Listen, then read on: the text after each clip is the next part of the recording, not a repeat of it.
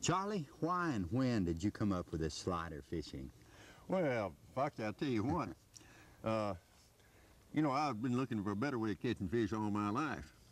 And why I come up with it? So I could catch more fish. Good answer. Right.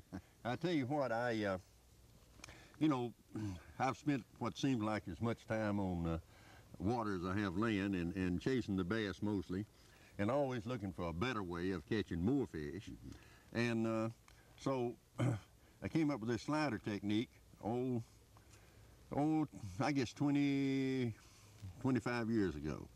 And I worked with it for a number of years before we ever put it on the market to see if we could convince somebody else it'd work.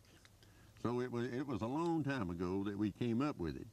And like I say, it was looking for after I went into light tackle and up my fish catch quite a bit, was going to light tackle, I was trying to up it again and looking for an easier way to catch fish. And in fishing all my life, I found out with using conventional tackle, which like I've said earlier, I loved, I had too many fishless eyes and too many fishless gaps in my days. In other words, I get on the water maybe daylight and catch fish up till 8 or 9 o'clock in the morning, and then I had all day, and then from 8 or 9 to 4 in the afternoon I couldn't buy a fish, and I had that long layover and before I could start fishing again and catch a few more. Well, with this slider fishing and light tackle, by golly, we just keep catching them all through the day. We have to use some basics and fundamentals, don't we? Well, slider fishing is yeah, that's right. Before you can learn slider fishing, you've got to do your homework and lay your groundwork. You've got to learn your basics and fundamentals. Now, it's that way with any kind of job or any kind of thing you go at. You've got to learn the basics and fundamentals.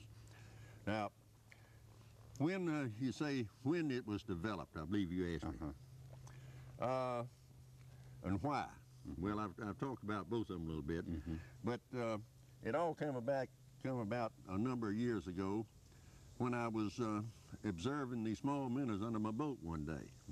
And in watching these small minnows, which is the #1 food fish of the bass family, and the bass is the one we're talking about, the largemouth, smallmouth, and Kentucky bass, or spot. I just wondered, at that time, to my knowledge, no one had a lure on the market or a method that acted like those little minnows. Now, minnows, like I say, is a natural thing and #1 food fish of the bass family. So I thought, well, wouldn't it be, what would happen if I could make a lure and manipulate it in such a way that it acted like those minnows? If so, I figured that I'd have a better chance of fooling Mr. Bass into thinking what I had was for real. So I went to work on that idea, and by golly, guess what? It worked like a charm. Really? And by using the right little lure contraption or tool and manipulate it in the right manner with this little rod and reel, which we'll go through later on, the techniques,